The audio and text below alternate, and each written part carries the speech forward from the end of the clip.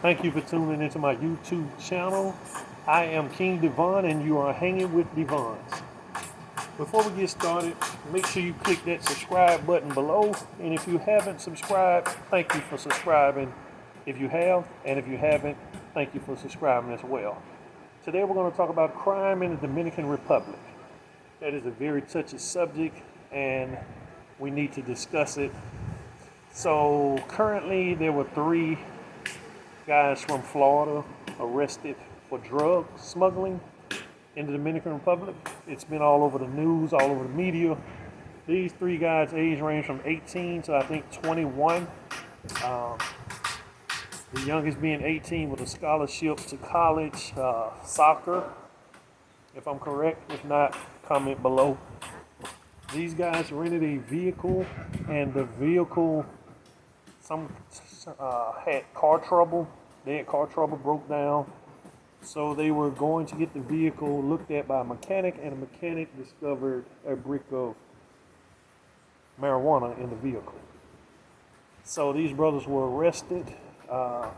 They are currently out on bail. They cannot leave the Dominican Republic. Once you have a case open, you have to stay until it is closed. So we're going to wish these brothers the best of luck. I have heard stories about extorting Americans or something like that, but these guys were originally from Haiti, so there may be some other motive.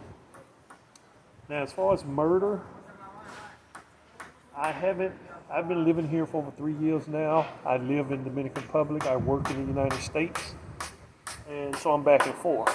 The only thing I heard of recently, I think some time ago, was a chica murdered in Sosúa. It was all over the news by an American over some discrepancy about money and sex.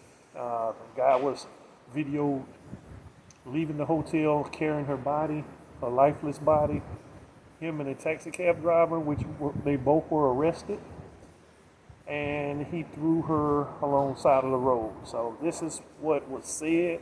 So I'm not sure the outcome of that, but that's the only thing that I've heard of as far as murder in these 3 years. Of course, accidents do happen. At one time, they were publicizing Americans being drugged over here. So unfortunately, a few did lose their lives, poisoned. I don't know if it was alcohol or a few had heart attacks. But let me assure you guys, over my 3 years here, back and forth here, it is safe to travel. Of course, you have incidents where people are robbed. So that is common in the U.S. as well. So just be careful. That is my only advice to you. Hold on, amigo.